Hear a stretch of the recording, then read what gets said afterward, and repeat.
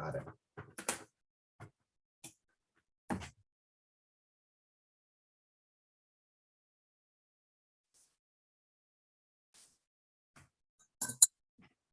All right. Yay, I'm back. Welcome everyone to Vintage Books Live. This is our very special Poetry Month episode with Armin Tolentino. We have a few folks that are here via Zoom because we're doing kind of a hybrid event tonight. We are hoping to switch over to YouTube streaming permanently, so we don't have to keep trying to figure out how to get the Zoom links to people. But tonight we're kind of doing both, hedging our bets just in case one of them didn't work. So if you're watching on YouTube, welcome. There's probably a bit of a lag. I'm going to be monitoring both sides of the chat because I am not sophisticated yet to have a separate moderator for YouTube. Hopefully we'll be able to do that at some point. But so if you put a post in the chat in YouTube, and please do that. If there might be a delay to me getting to but I will look over there. Probably what I'll be doing is being a little bit rude to Armin and switching windows back and forth as we're going. But welcome everybody. I'm so glad you're here. I was going to ask you a couple questions to just get warmed up and start us off, Armin, and then we can jump into whatever exciting little fun stuff you have planned. That sounds lovely. It's great to be I here. was just going to ask you, and I can't remember if I asked you this the first time we chatted, but how did you end up in poetry? Like what road led you to, wanting to do poetry as formally, in book form and that kind of thing? Yeah. First, so lovely to be here celebrating with Vintage Books during Poetry Month, the waning days of it. It's special to get to do things with a community partner like Vintage Books that makes space for us as authors and readers and lovers of word to come together. So I really appreciate that, Christy. When did I start writing poems? When I was a kid, I wanted to write novels. I think I always liked the idea of writing. I wanted to write novels, and I ended up writing what turned out to be Jaws, but I cut to the good parts. I cut to just, man, that shark ate that dude up bad. And then the resolution. Like, I really wanted the shark to be the winner of that. It was about 3 pages. Tight, so maybe that was already a poem because it was very, syllabically tight as far as 2 or 3 words per page and lots of illustrations of sharks eating people. But as far as like trying to write poems, probably in middle school, I remember, I liked music, and I think a lot of us have entered poetry through music and words and how words have shaped us. And I remember in 7th grade, I'm from Jersey, the East Coast, and our 7th grade class trip was to a place called the Poconos, which is out in the woods, and take a bunch of 7th graders out into the woods, and we had some sort of like dance as well. I mean, man, teachers are courageous folks. Imagine taking all these 7th graders into the woods and then also having them do a 7th grade dance. I just remember my friend was, I don't know, just dancing with this girl, and he seemed to really want to keep dancing with her, and I wanted to write a poem about that. And I wanted to write a poem for him to impress this girl with.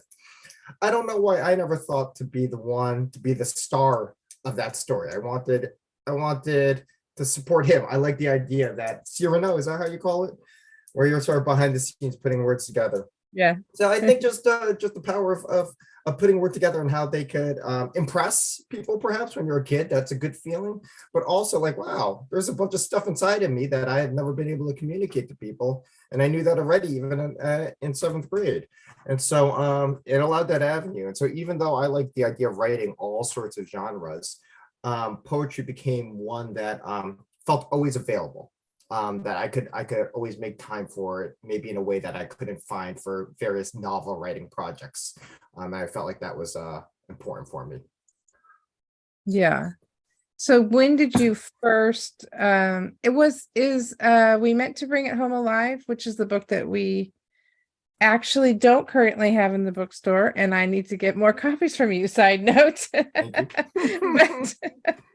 But that's the one that we have had in the store. And was that your first formal poetry book, or do you have one before that? Nope, that's it. That was my debut, and I hope it's not my last. But I'm pleased with that book. I'm glad Yeah, I got that book out there in the world.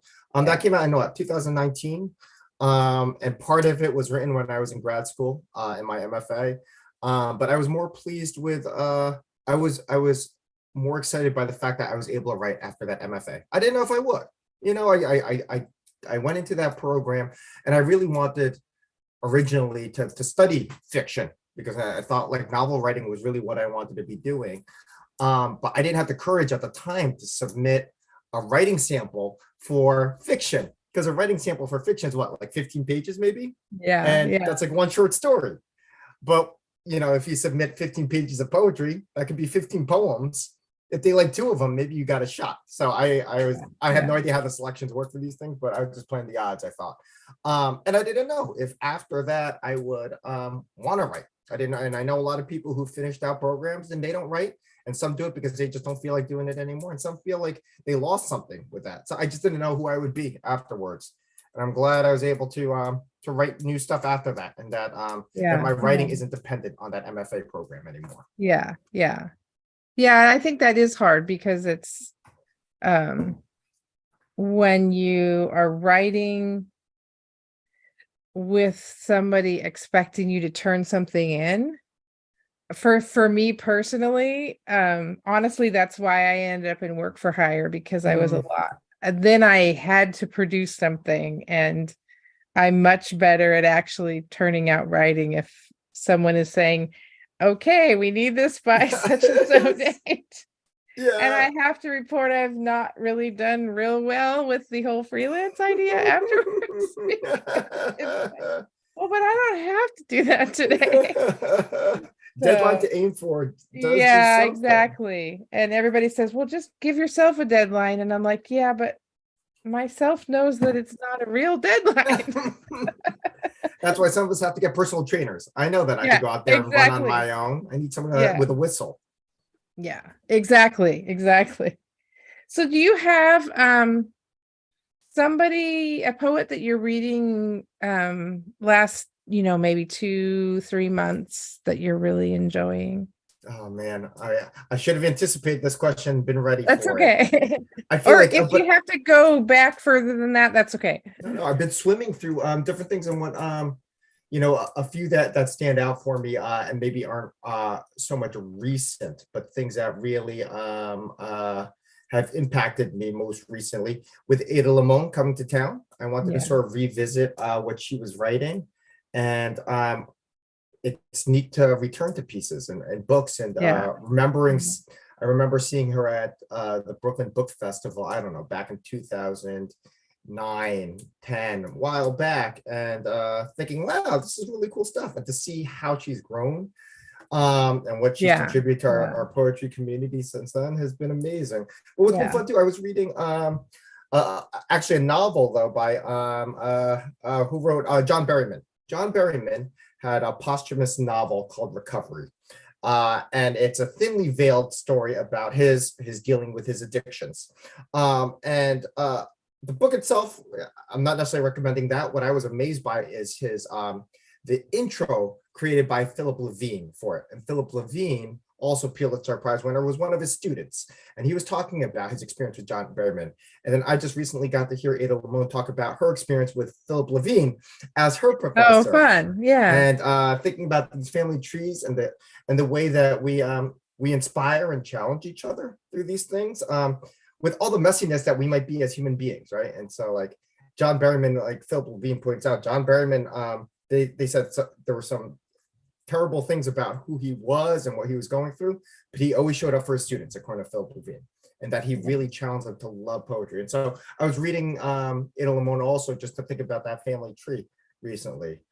Another thing, James Tate's Ghost Soldiers. I haven't read a lot of James Tate, but I read Ghost Soldiers recently, and I was just blown away by that. These prose poems that are weird, and I don't know, I like weird. So I mean, I can't even describe what they're doing, but they're doing some amazing work. Yeah, I actually think it's interesting sometimes when some of my favorite work is like that. You're reading it and you're like, I can't even quite figure out what this is, but I know that I like it. Yes. And isn't that how it yeah, starts with art? I mean, we yeah, can, if we're writers, we can analyze stuff to death, right? And we yeah, can spend so much time trying to find out, well, what's the formula here? And in between there's some sort of magic. There's something that just works and we don't know exactly why. And sometimes you can work that dough way too much and you're trying to like revise something and you're taking all the wild out of it. And sometimes it's just that gut feeling. I like this thing. yeah, yeah. I like Madeline just said in the chat, nesting poets. And I love that phrase. Madeline, Yes, turn that into a yeah. chat book, nesting poets. There we go. Yeah. No, that is actually a cool idea. I'm playing with my windows here. Sorry about that. Oh. I'm trying to make sure I can see the chat. And she also, or Will says that you're coming back again for Shark Week. So I think that we're gonna have to revive that old work and dust off that second grade manuscript. Exactly. We all want to see it. Well, so I had invited Armin to bring some poetry exercises for us to do. And I don't know how it was going to work on Zoom, but I thought, well, we'll just try and it'll be fun and see how it goes. So absolutely. I love that. I'm watching the YouTube stream at the same time just to make sure everything's okay. And it's like has a delay. So those of you who here are watching on YouTube, because there actually are a couple people watching on YouTube besides me, which is kind of very exciting. You are getting this in delayed version. So if you don't worry about if you're doing the activity and you want to contribute something in the chat, please do. Even if it's delayed on your end, I am watching the chat, and so we won't we'll still try to loop you back in even if we're on to something else so that everybody gets to participate. So I love that. Yes, thank you for making space for us to not just sort of, Q&A is always cool, but like it's poetry month, and I think it's a great chance for us to just practice doing some writing. And I don't know about you all, but in the given course of my day, there's a few dozen things where it's like, I really don't want to do this thing, but I'm going to do it. I have to do this thing, whatever it is. And those range from the boring to the deeply unpleasant, but there are these things that, hey, I got to do this.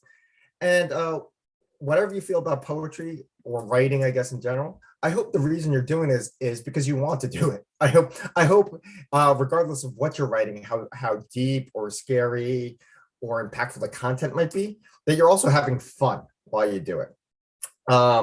And I think there's many ways that a poem can go from like, a blank page. I got a piece of paper here that I'll do my writing on, that you could do, go from a blank page to what we would call a poem, however you define that.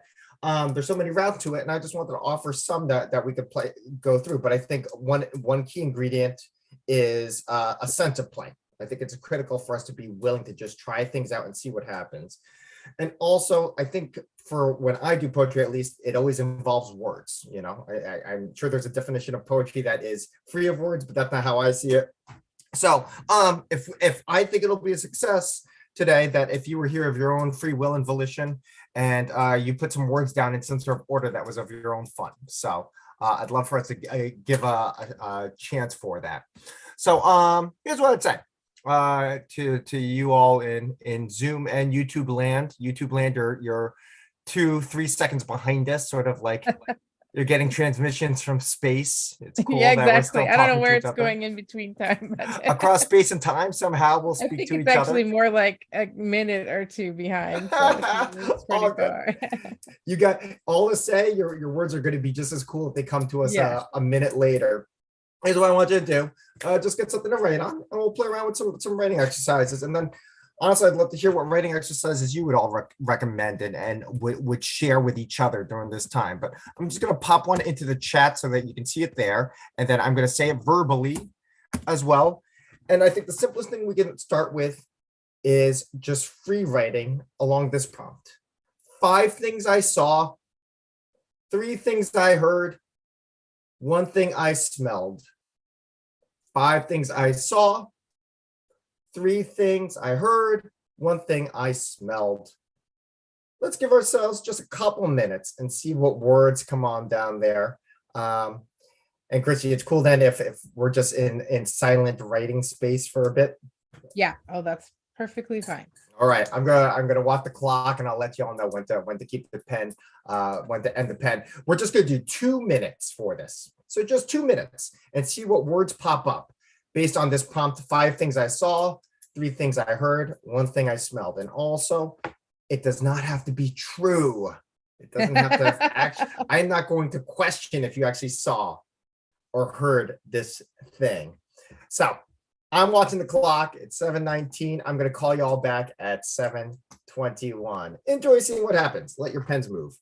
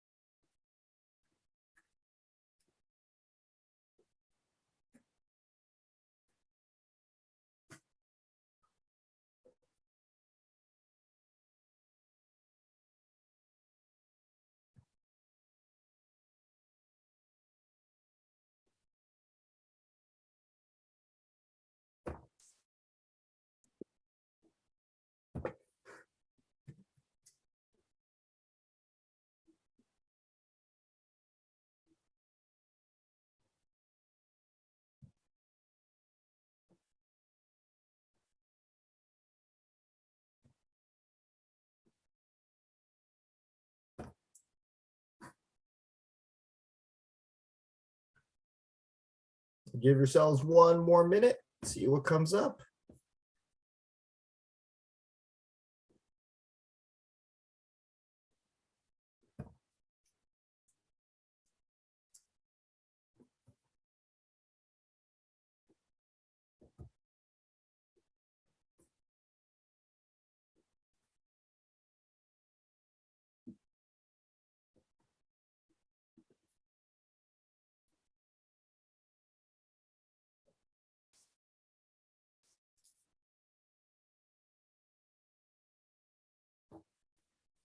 And wrap up that last word or thought or idea.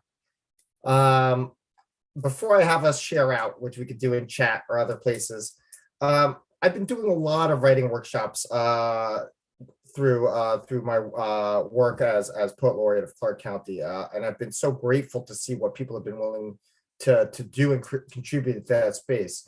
What I've been trying to do more and more as I've been playing around with these, Christy, is I've been trying to figure out ways to make sure people are getting through what's in their conscious mind first.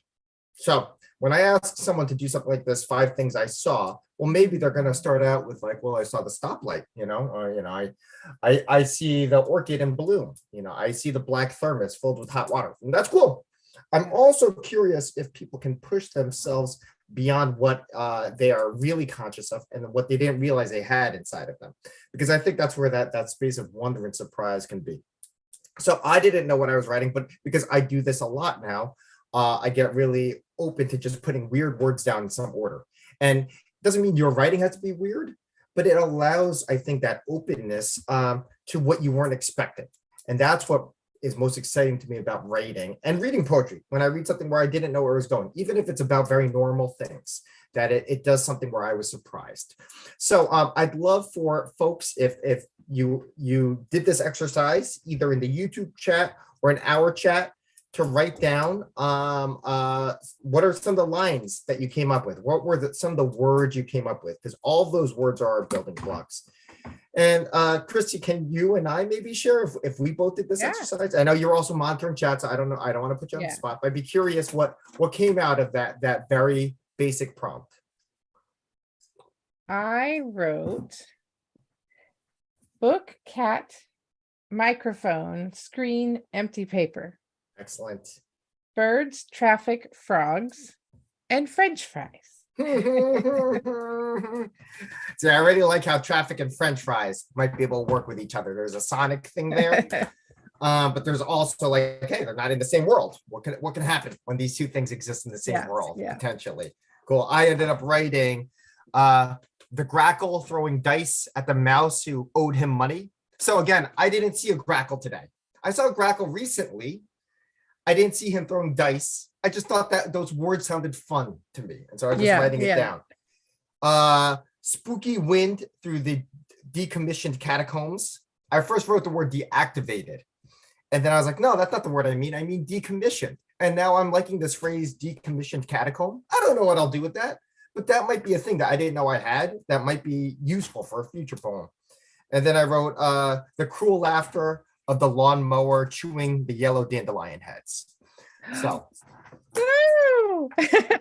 and I would love to see what did people write out. Ooh, can I read out what I'm seeing in the chat? Is that cool? Go for it. I see I love how Madeline said, I got a lot. That's it. We getting words down is what this is a numbers game. We get a lot of words down. I love this, the nascent tulip and the cayenne stream or cayenne steam. Ooh, that's even better.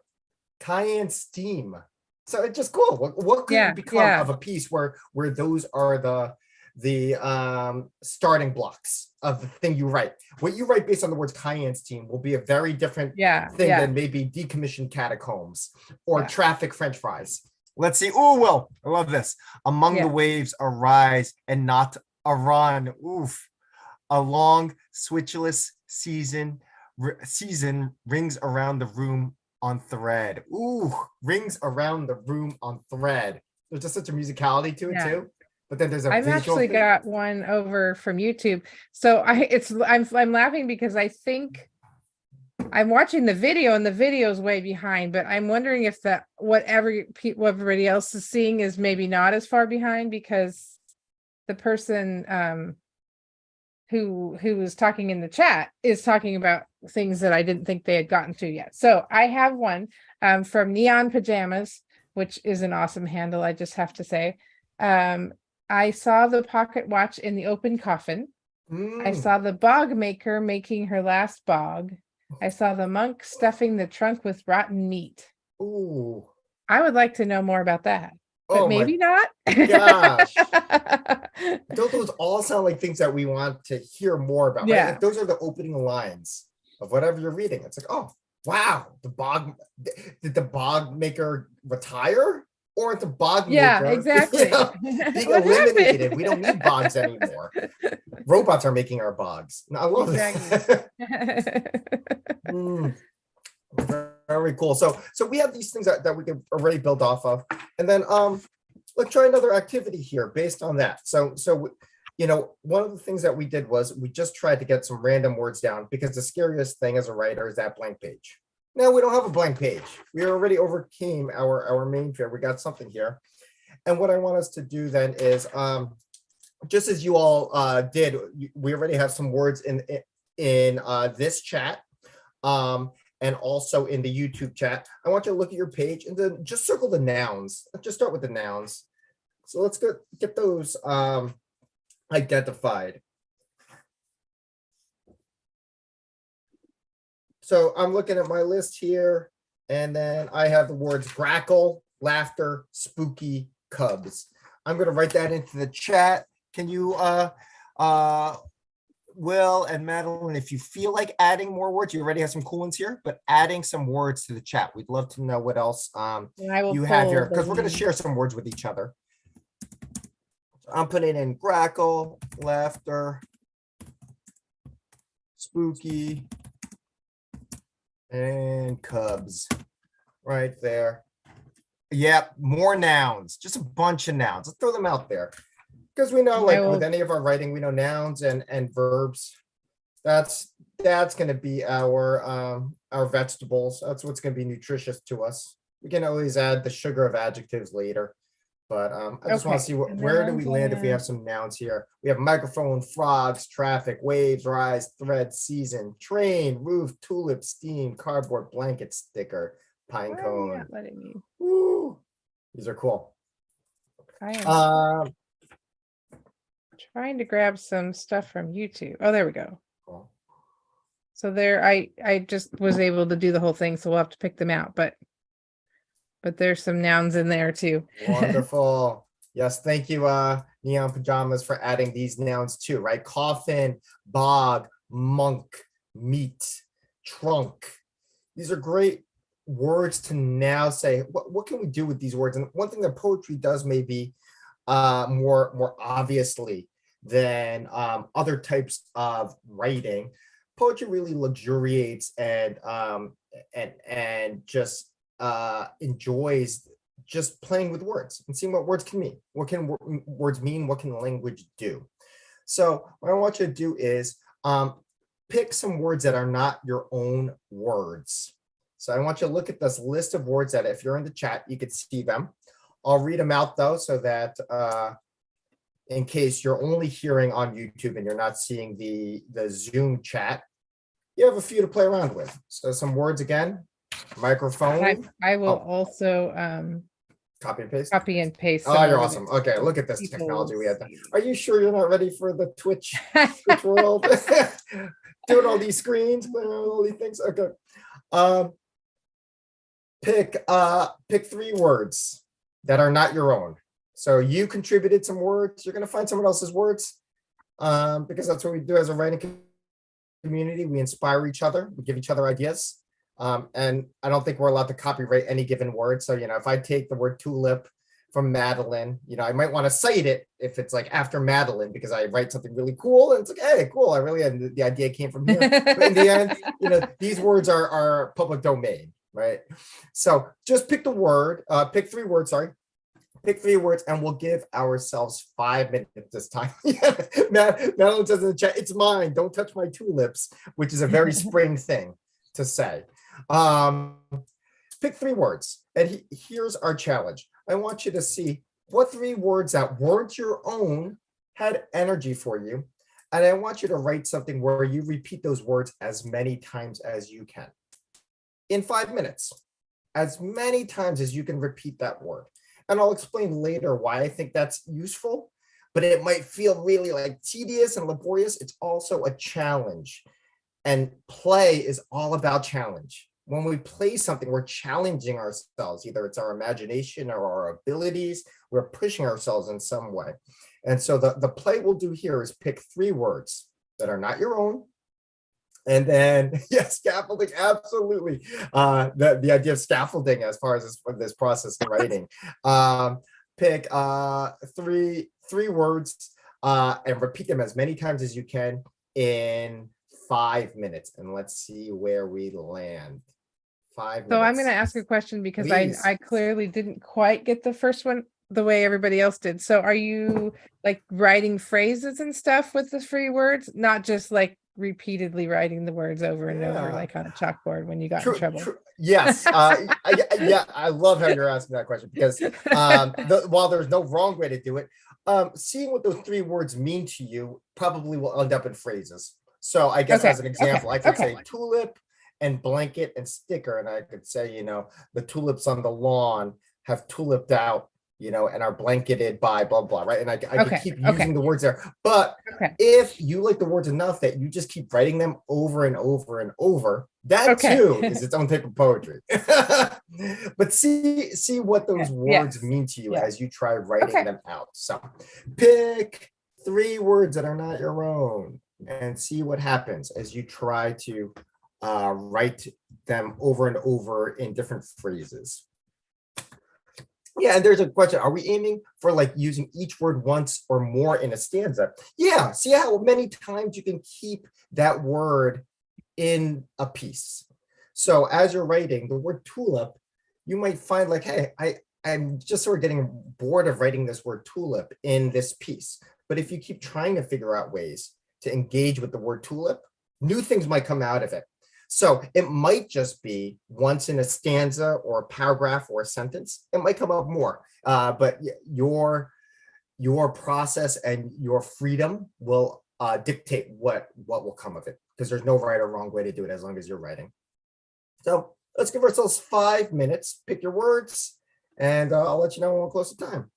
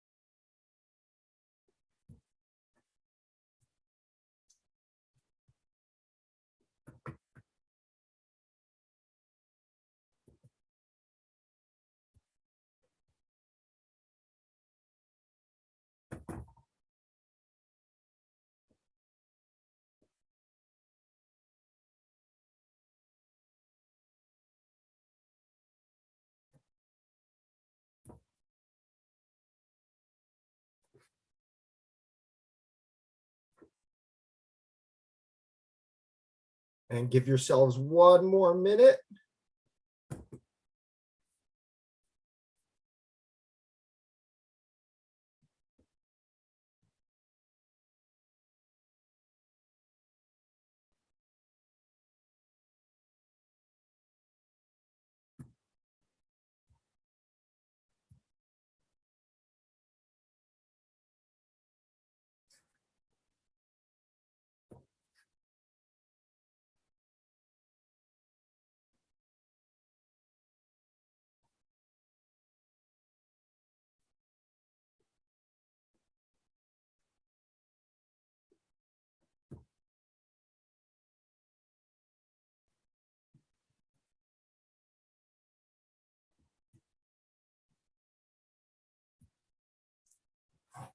And wrap up that last idea.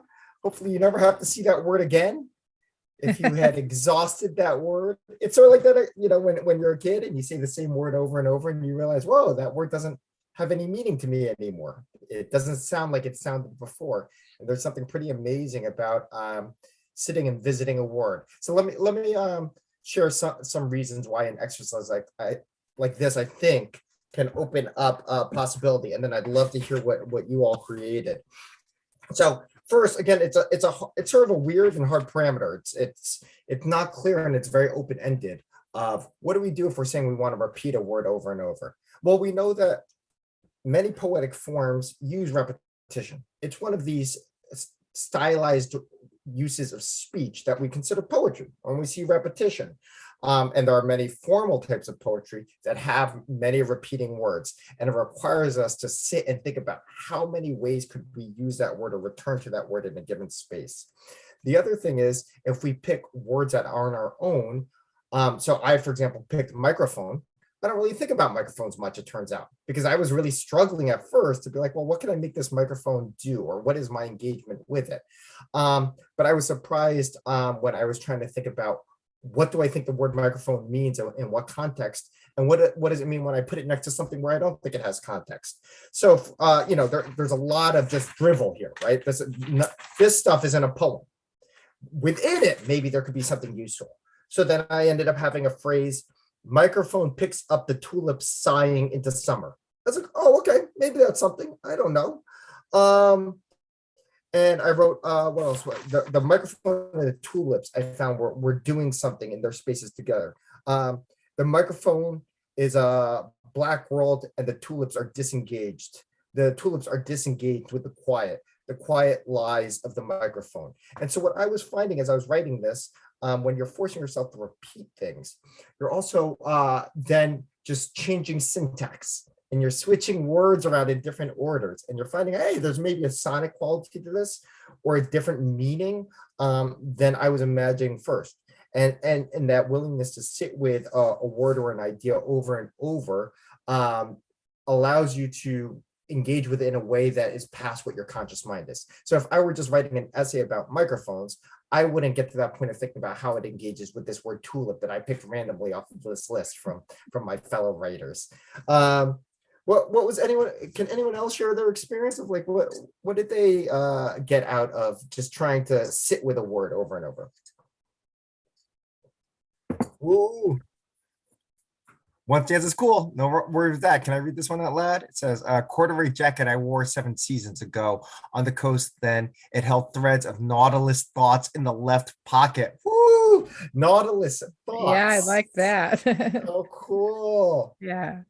Placed in there's both the use of space, like where is this happening, and time, coast, seasons, right? So with a short amount of space where we're getting something very distinct. Noun and verb.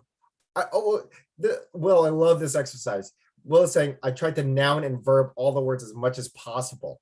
So knowing that, hey, we can turn a noun into a verb and a verb into a noun in different ways like that. And let me see if I can scroll it up here. And so I'm seeing the bog stiff coffin skipped on city roofs. The roofs bogged. So we see bog turn into that verb, coffined almost under the weight. So using coffin as a verb, how cool, right? Because it's forcing the poet now thinking, how many ways can I use this word? Well, I changed the tense or the word form of it.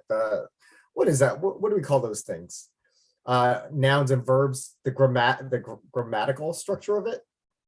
There's an English professor somewhere here, or an English teacher who can answer that. What bog doesn't roof its coffins, though? What roofed coffins would a good bog even offer? There are many kinds of death, but each will reach its bog. Ooh, those are fantastic. I love that. Ooh, Yeah. and then Neon Pajamas over on YouTube. We saw tulip dewdrop, tulip you, tulip spoonful, tulip tune, dollop tulip, tulip wrong, polished tulip, tulip song. Doesn't so imagine use of repetition gets us to a place where the sound is just gorgeous. And because tulip is spondy, not spondy, what is it? A trochee, tulip. So versus iambic, the tulip, the first syllable is a strong one. It now made it so that to keep that pattern for Neon Pajamas. I don't know if you're doing that purposely, Neon Pajamas, but it seems like you were trying to do then that trochee each time. Tulip, dewdrop, tulip, you, tulip, spoonful, tulip, tune, right? And there's that meter that automatically happens when you're just allowing yourself to sit with that word. Yep, and internal rhymes. As people have picked words that have internal rhyme and assonance. Absolutely, and I think that will happen as we're playing around with the same word over and over, because then we're getting deep into that idea of sound and what it can do. That was cool. Thank you all for jumping into that. Yeah. Ooh.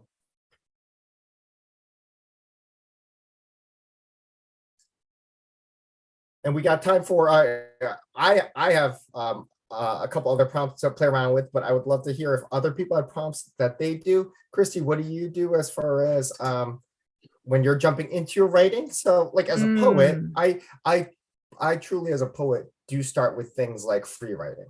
There are times where I'm like, oh, I'm going to actually write about the specific idea, but just as often I'm just free writing something, and then maybe a line sounds cool, and I want to explore that line. How about you? I'm kind of the opposite. I think and I don't know if it's the nature of writing nonfiction or if it's just how I write. I tend to make myself just write, and the way that I've learned for myself to push through is it's okay if it's boring, because I think a lot of times with nonfiction, when you're writing a first draft, you're sort of just writing the dry encyclopedic stuff, and you're trying to figure out what the beats are going to be on the, and I also write for kids. So like I'm thinking a lot about how much information am I dropping on each page, so it's not too much. So I actually find myself doing the opposite. Then I go back and take the words and think about, okay, like how do you make something that's interesting but the words don't sound interesting, and then make them sound interesting. So I tend to be, instead of free writing, I tend to just be like logging lots of facts. So like accumulating all the words in my head and then trying to spit them out in a way that's a little more interesting. Right. Love this. I mean, there's so many entry points to getting words on paper. And one is, well, you start with the idea, right? I want to write about frogs. I want to write about bees, whatever the thing is, and saying, hey, let me just write down those facts, and then I'll shape it somehow later. Another entry point could be starting with language. Not the facts of things, but what are words and what can they sound like? And that could be an entry point.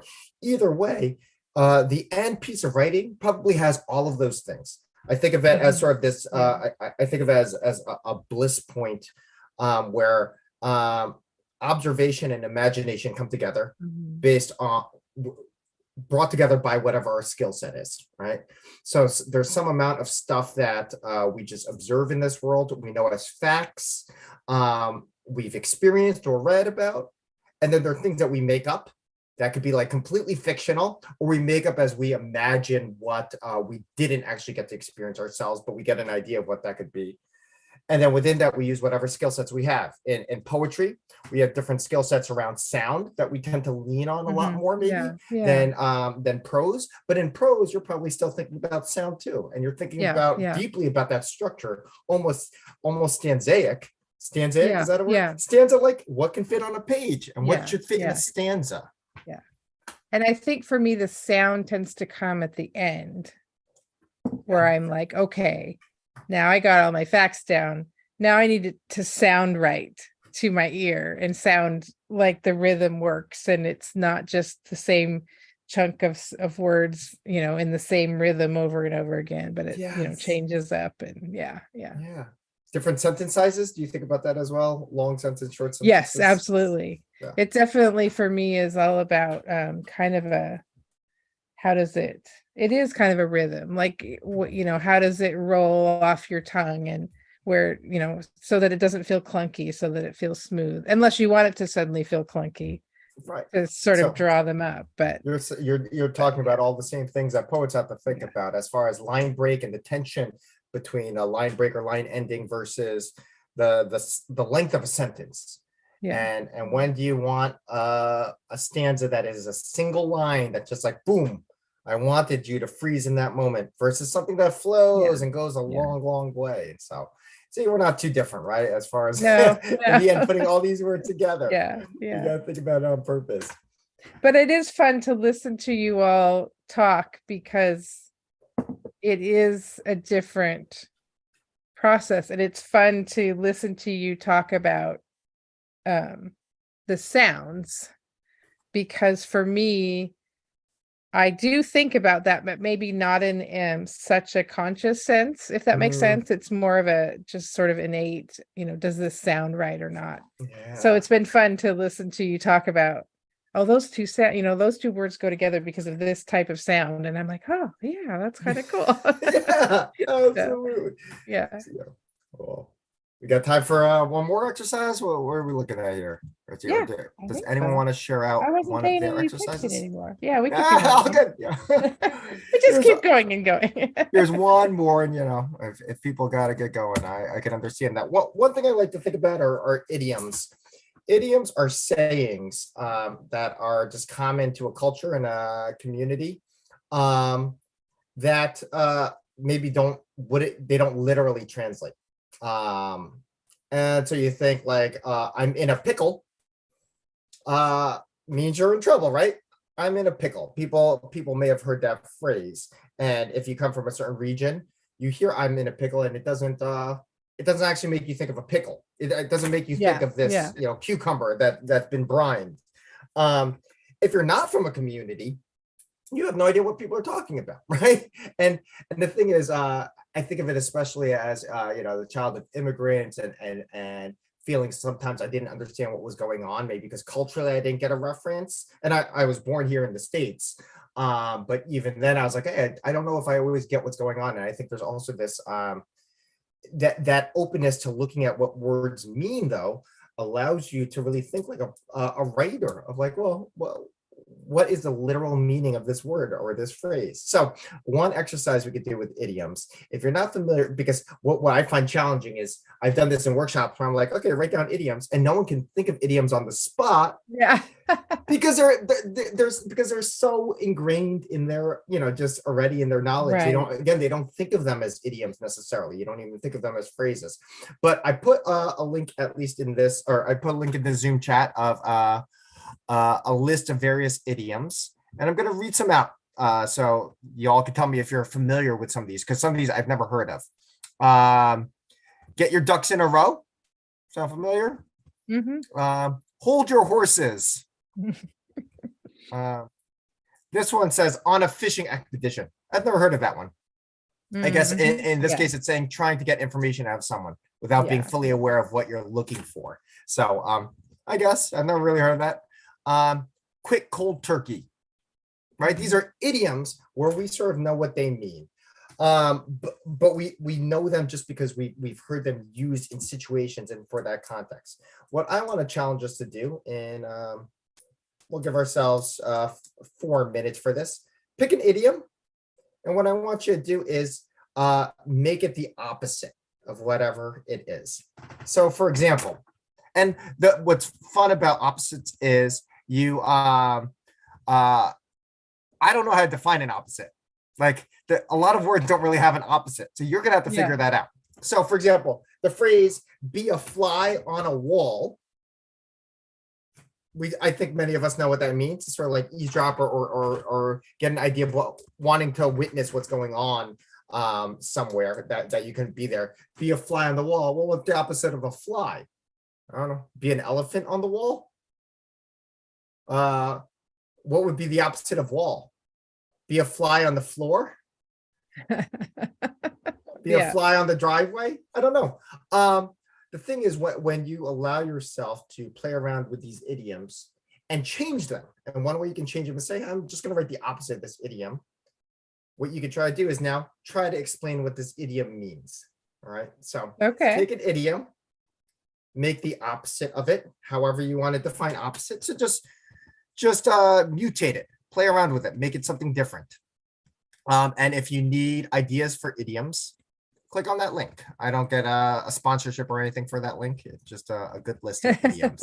All right. So let's give ourselves, what did I say, 4 minutes? Yeah, give yourselves 4 minutes.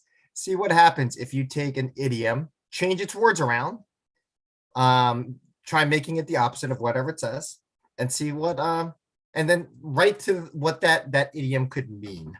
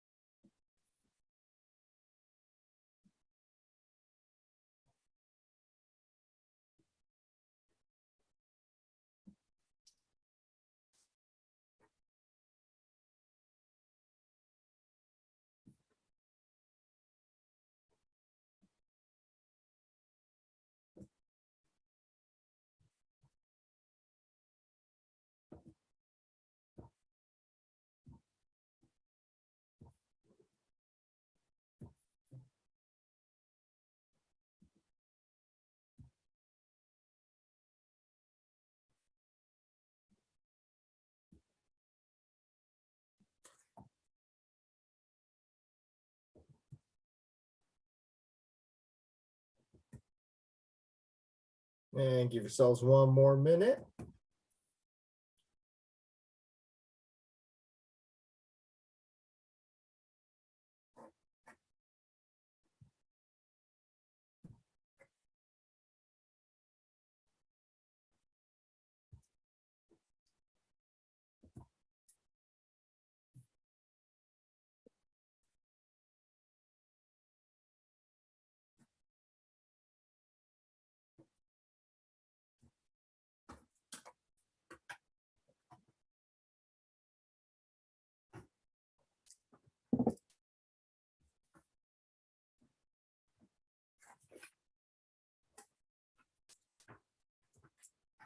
And wrap up that last definition or idea you had.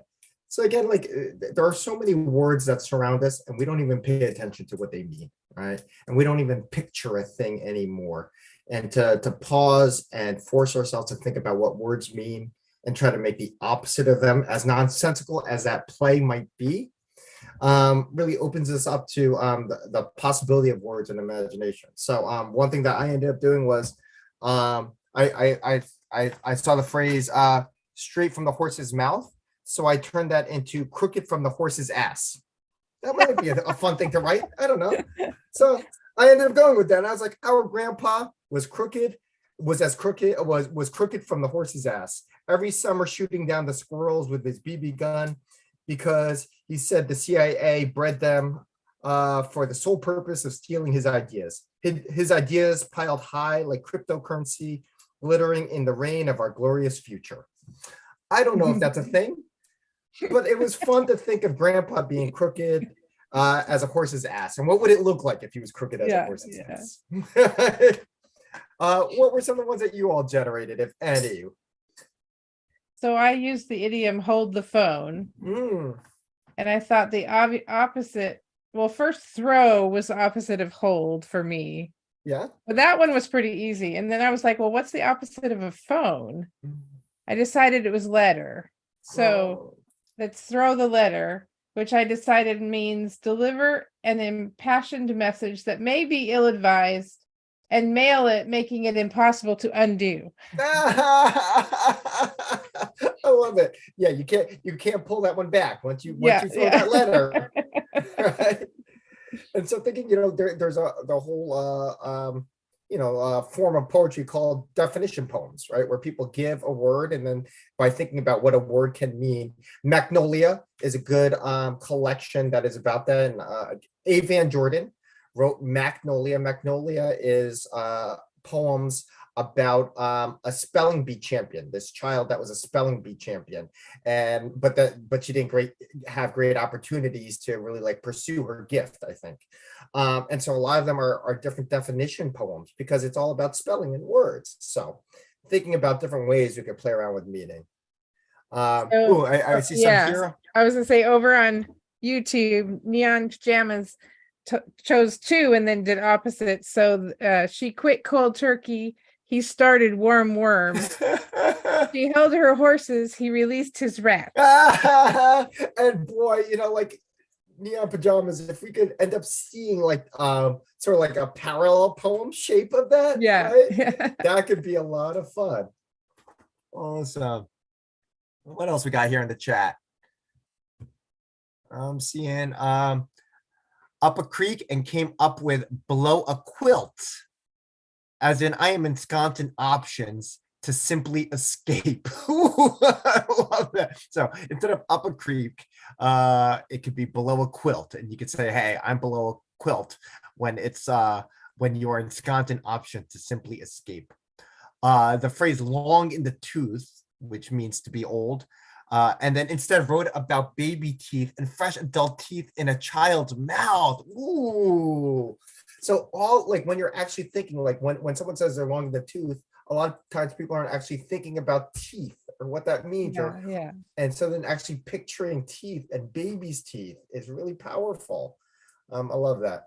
I jump between baby teeth like Tic Tacs and oversized new canines grinning up and bit me. Ooh, that's so cool. I love that phrase. Last week I flicked through photos of 5'6" self, one spread, a jump between baby teeth like Tic Tacs. Baby teeth like Tic Tacs. Wow. Yeah. And oversized new canines grinned up and bit me. Ooh, that's something. I think another fun thing is how language changes that you see when you start playing with idioms, because I'm pretty sure long in the tooth used to refer to like horses' teeth because they get longer. And so an older horse has longer teeth, but we're sort of separated from that part of our culture and past that we know what the idiom means, but we kind of lose where it started from. We have no sense of the literal origins of it, which were very physical, very tangible. And how do we turn words to something that is that full of life and actuality? I remember things like that. I full disclosure, I've never had to hold a horse. Literally, I've never had to hold a horse. I've been privileged to live in a world where that was not my responsibility. And so, I just tapped the brakes. I got it easy. So, I love that.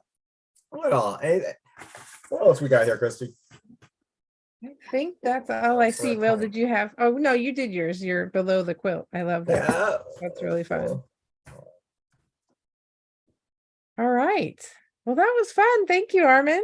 Thank you for letting us do these I writing know. activities. This is like this one went so fast. I'm like, oh, well, I got to do this again in a few months. I would love to come back. It would be great. I would Yeah. love to hear other people's writing prompts and the things that they've been trying out.